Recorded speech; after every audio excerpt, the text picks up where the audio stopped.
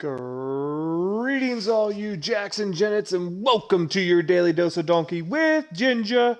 It's your boy, the Viking Donkey, coming with some Steelers talk. Draft is over. Do I sound excited? I hope I do. Steelers hopefully got a lot of difference makers out there. We'll go over them all in depth a little later. We'll go over the draft initially, obviously, here, and we will be covering the Pittsburgh Steelers first round pick, who that was. Why do I like it? Why do I hate it? You gotta wait to see for a second, because there is one other little piece of Steelers news that kind of leaked out after the draft, and the undrafted free agents were getting signed, and that's the Steelers are reportedly going to be signing Damontae Kazee, safety. You played for Dallas, played for Atlanta. I believe his 2019 led the NFL in interceptions with 6 while playing for the Falcons. I believe he got hurt towards the end of the 2020 season, signed with Dallas, had a couple interceptions, played a little bit for them. Good depth piece. I'd like to see. All rumors are it's a 1-year deal. I'd like to see the money on it. Is he going to get paid more than T Boogie? At worst, a good depth piece. Possibly a good starter if he regained his form. You don't really know how much that injury affected his play last year in Dallas. He was okay. He wasn't great. But Steelers, after the draft, as you'll see here, still needed a safety. So bringing him in is clearly going to help out there. I think veteran guys like this are what you should be bringing in this time of year. Let's hope we find a couple that are just sitting around at the offensive tackle position so we can add some depth there, because I'm still a little nervous. But hey, it's draft time. It's time to be emphatic about the future. I saw a lot of people on forums jumping off the bridge here because of who the Steelers took in the first round, but I think I can cool the Jets a little bit on that. Yes, here we go. Let's go through the Pittsburgh Steelers draft. And maybe one of my all-time favorite Steelers draft picks, although James Conner might still hold that one. But in the first round, with pick number 20 overall, the Steelers stay pat. All quarterbacks are still on the board. Everyone's thinking, ooh, they've shown love affairs. But it's got to be the kid who was right in the locker room across the way. It's the University of Pittsburgh's own Kenny Pickett, quarterback, number 8, hopefully going to be the next future cornerstone quarterback of the Pittsburgh Steelers. I love to see Kenny stay there. Huge Pitt fan, so hail to Pitt. Welcome to Pitt. Welcome to Pittsburgh once again, Mr. Kenny Pickett. I love this pick. I'll explain why later.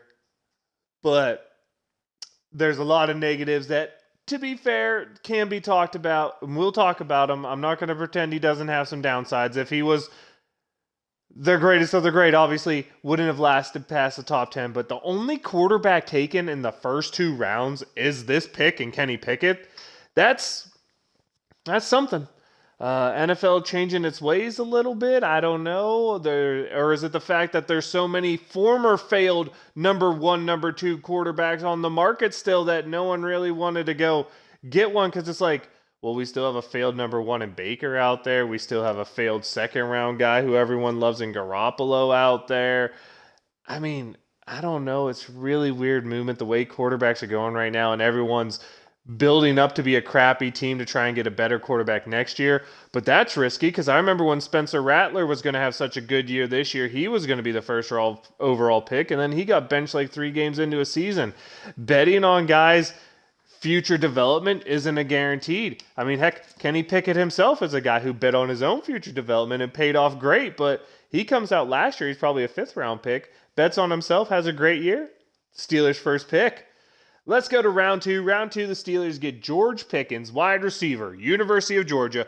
A guy who came back really quick from a torn ACL, was able to help Georgia at the end of this year, and still was able to run a 4.42 while not 100% recovered. So there's a lot of speed there, a big 6'3 frame. This is the kind of guy who can stretch the field. I mean, you put on the tape, he battles for the ball. He plays hard. There's some questions about his coachability, blah, blah, blah. I don't read too much into that stuff. Never have.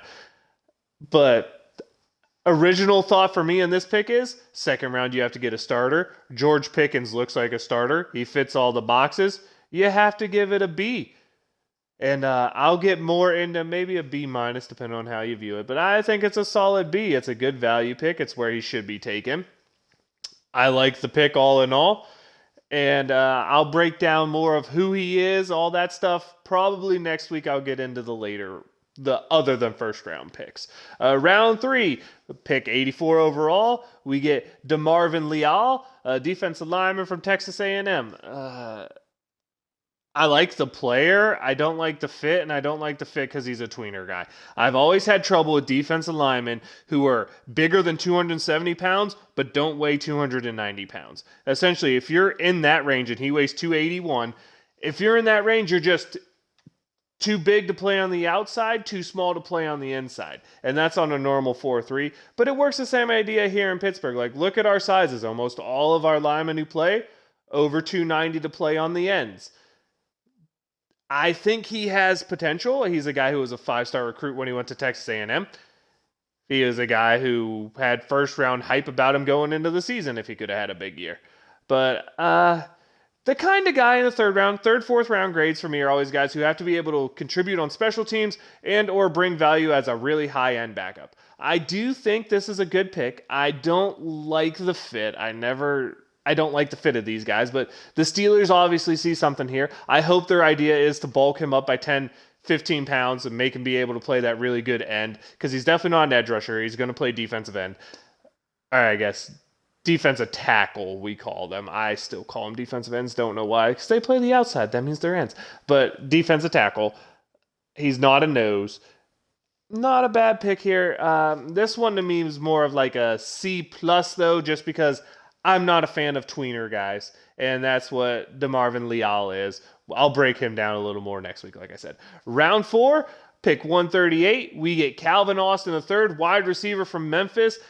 Little guy, fast guy, ultra productive guy with over 1,200 yards in Memphis, or about 1,100 yards, a bunch of touchdowns this year at Memphis. And anyone who says, oh, is he just another fast guy who can't play football? What I'll tell you is turn on the 2020 tape of when Memphis played Cincinnati with 2 cornerbacks who got drafted, included the number 4 overall pick, Sauce Gardner. Watch what he did to those boys and tell me he isn't just a football player. If he doesn't fit here, I think it's more because the Steelers don't put him in the position to do it.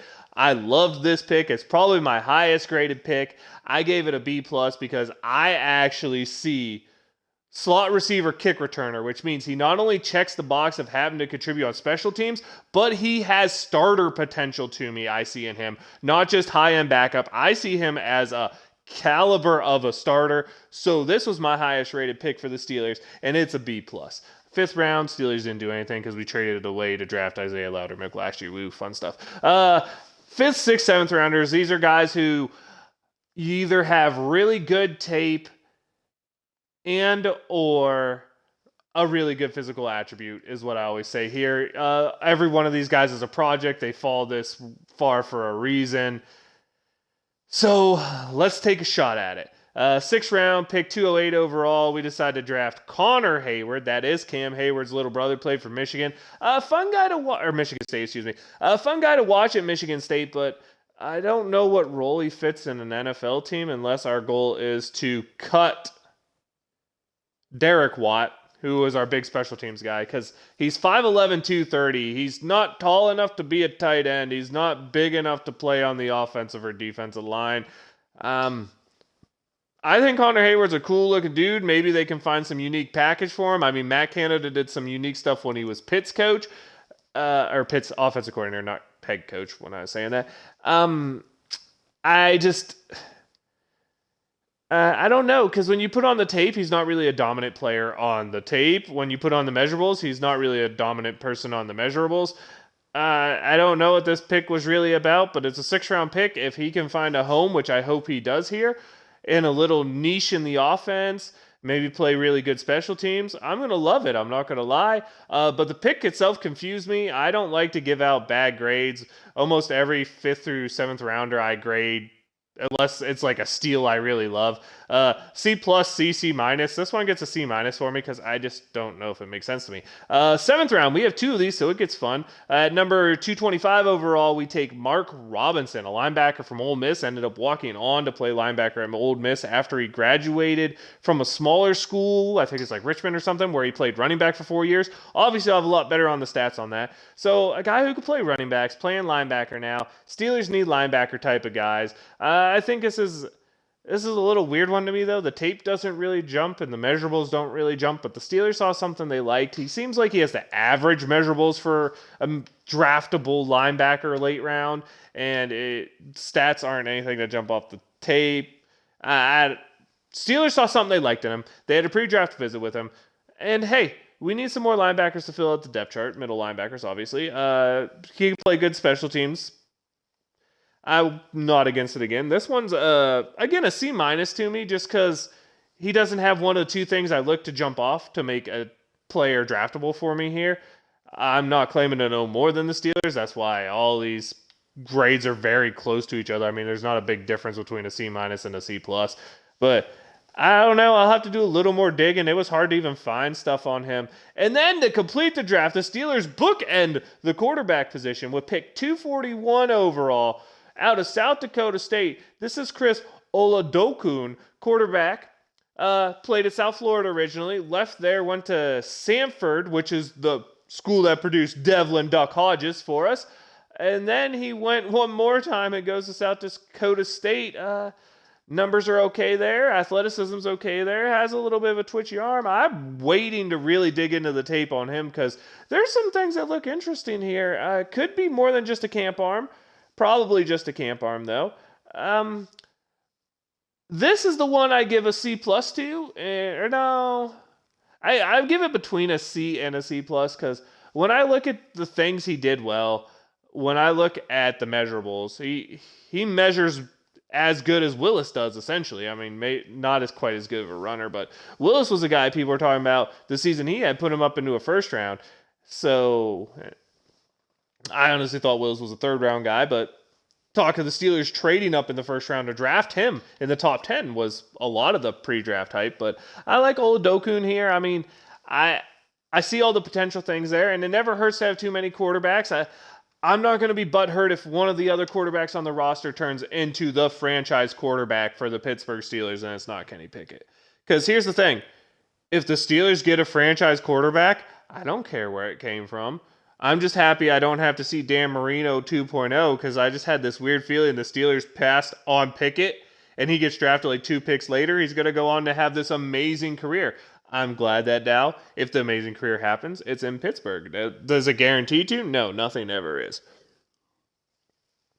But I am glad Kenny Pickett's in Pittsburgh. I actually like having Oladokun here in Pittsburgh too because I think you could start doing some fun things with him and some sub packages eventually if he develops well and shows well. Overall draft grade, I think the Steelers did what they should do, but it was a very boring draft. There wasn't like that pick that you go, wow, that was such great value. That was such great steal. The picks are where they should be. They were players who should be taken where they were taken, and they're all solid-looking players. I would have liked to see an offensive tackle in the third or fourth, but that's not the way the board fell. The Steelers didn't see guys they liked out there. So these are the guys we're with. Overall draft grade for me is a B minus. Like I said, I feel like they did everything, but nothing was spectacular. And that's with maybe my favorite all-time pick, a pick quarterback standing here to play in Pittsburgh. I mean, let's go Kenny Pickett. Let's break down who is Kenny Pickett.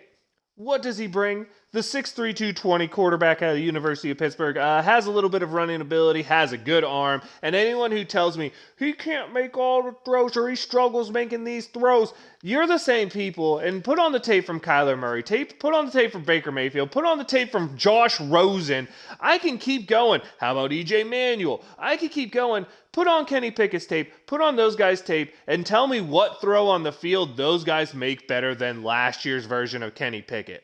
Now, if you want to default and be like, well, the fact that they got to sit for a couple years, especially Kyler Murray's case, means we didn't get to see if he could improve on those throws. Where Kenny Pickett, because he went to Pitt that had no quarterbacks, had to start when he was a freshman when he surely shouldn't have been. Because if you watch those Kenny Pickett, you're like, there's potential here in this kid, but he should be learning right now behind someone else. He didn't get that opportunity. He had to play from day one here in Pitt. And yeah, it was a lot of running offenses in the early part of his career. I mean, you're talking a guy who threw it, 300 times his first year as a starter, only a couple thousand yards, 12 touchdowns, 6 interceptions, not much there.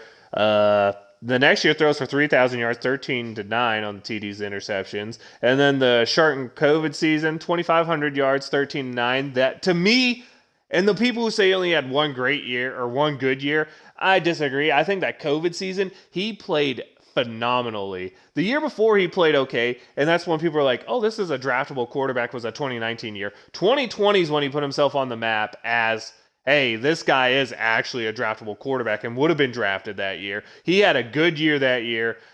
You could argue if probably better than the year Sam Darnold came out on, because let's not forget, Sam Darnold came out on a year where he threw for like 4,000 yards, but he had 26 touchdowns and 13 interceptions. I mean, he was just turning the ball over every game, making bad decisions.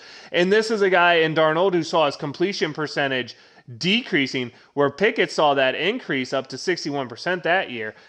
But the year he got drafted for, and Kenny Pickett, one of the smartest decisions any quarterback's ever made, is going back to college, going back into the system, and having a senior season where he finishes third in Heisman voting because he throws for 4,300 yards, about 9 yards an attempt, 42 touchdowns to 7 interceptions.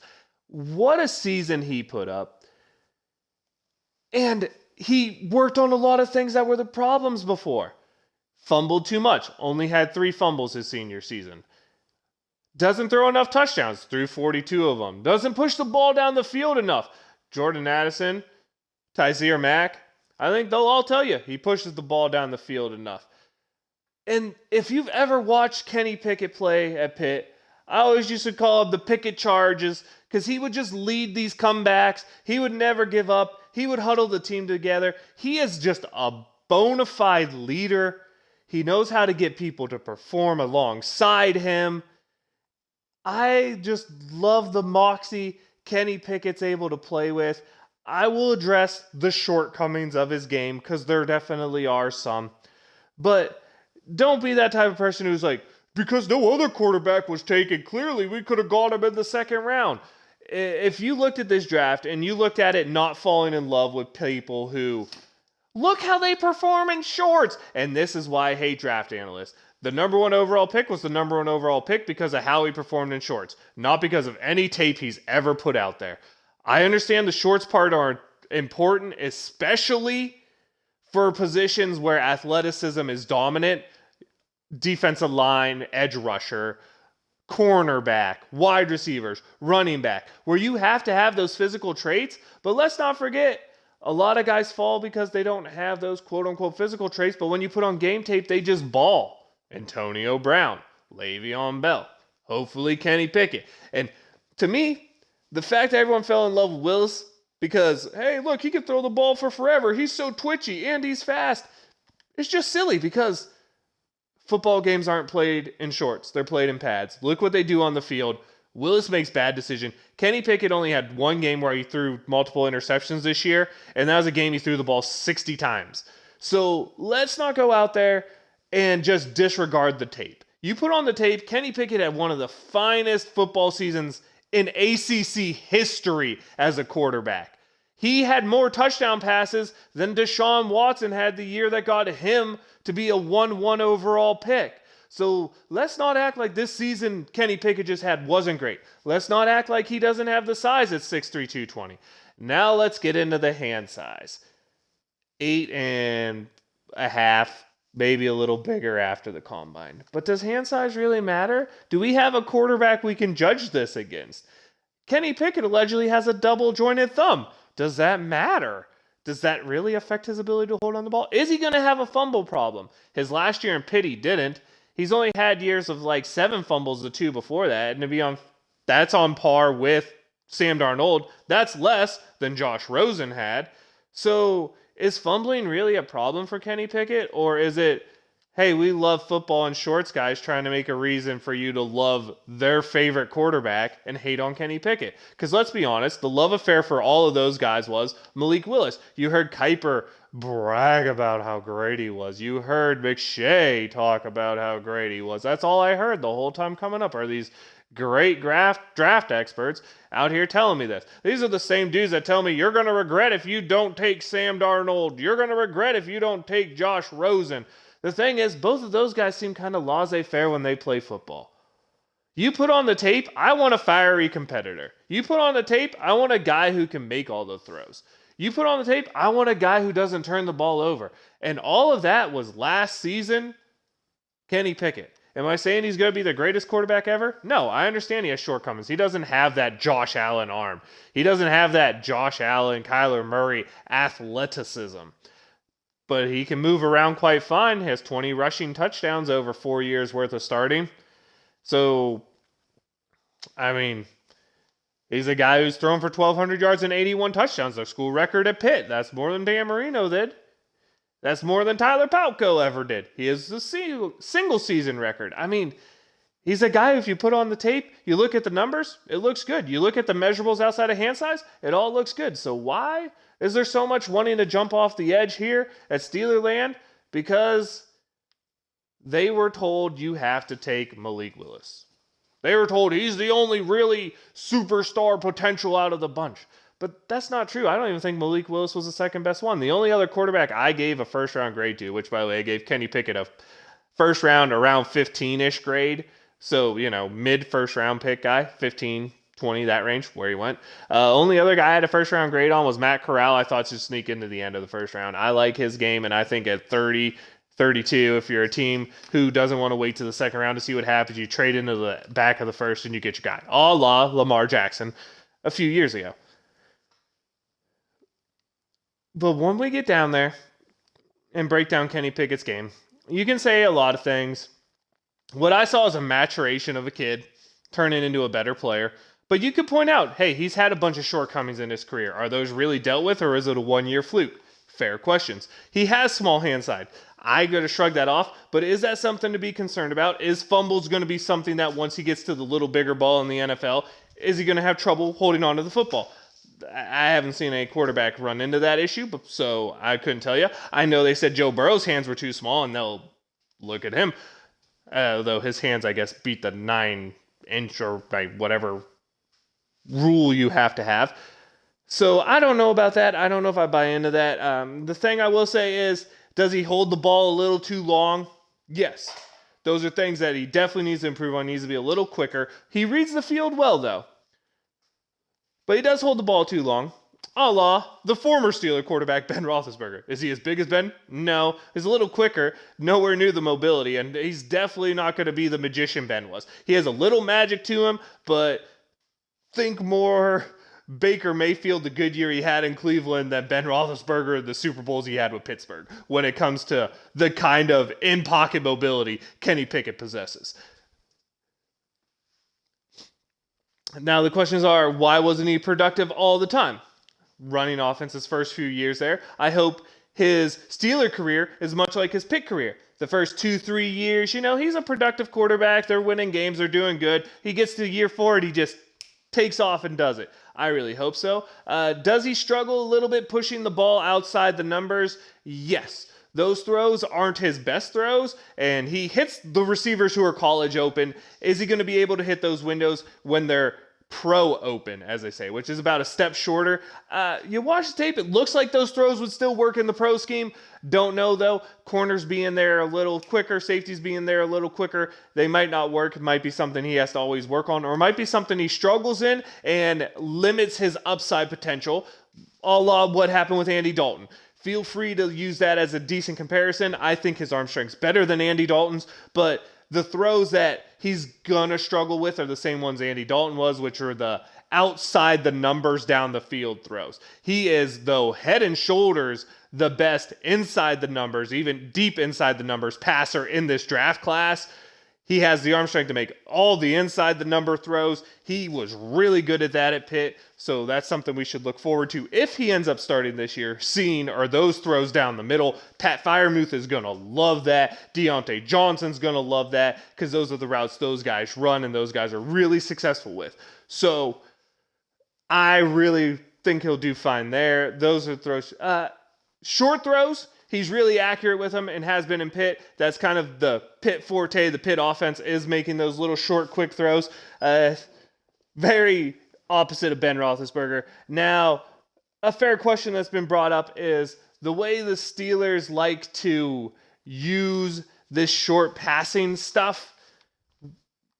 Will his hand size affect that? And I don't honestly know, because this was the one that the biggest complaint that people had of him. And I'm like, that's fair. Quick throws is not something that he did very often in Pitt, and when they were more like shovel throws.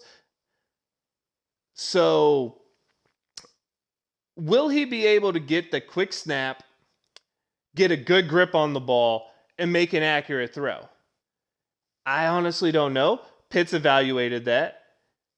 Well, the Steelers have evaluated that. They obviously know him better than any other quarterback in the draft, being so close and being able to have access to all the people who know him. So I'm going to say they don't see it as a problem. If they don't see it as a problem, I'm not worried about it. But that is the one that is curious to me. And I honestly think it's the one that is the easiest to fix. Because if this is a problem, just don't have him do those things. Put your quarterback in a situation to win. Make it simple. And let's be honest here. The Steelers needed a quarterback. People weren't loving Trubisky. I actually like the Trubisky thing. I'm waiting to see this three-headed race between Trubisky, Rudolph, and Kenny Pickett. I don't know why I struggled there saying that. I can't wait to see all three of these guys get in camp, get together, and have it off. Because, oh boy, is it exciting. You got athletic, two good athletes at quarterback, and at least a guy who can move a little bit in Mason Rudolph there now. This first round pick, man, like I said before to me, it's just a solid B because it's good value. It should be a starter value, and it's where it should be taken. But it's an A++ in my heart because the pick gets to stay there. Oh, man, just think of the stories if Kenny Pickett from Pitt takes over from Roethlisberger and makes it work.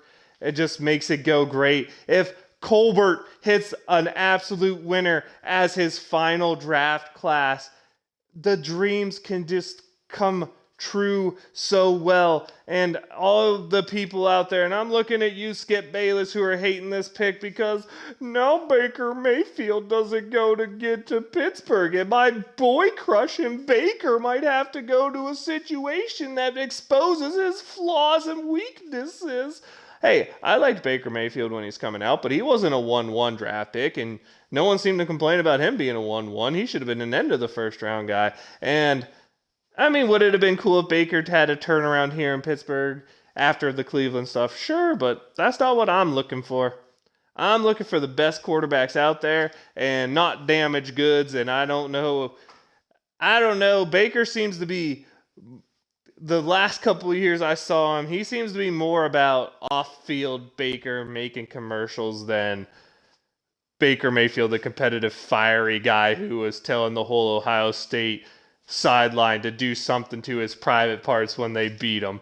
That's all I gotta say about that one. So not overly heartbroken that we don't have to trade to get Baker Mayfield and pay $18 million to a guy I'm not sure is capable of starting.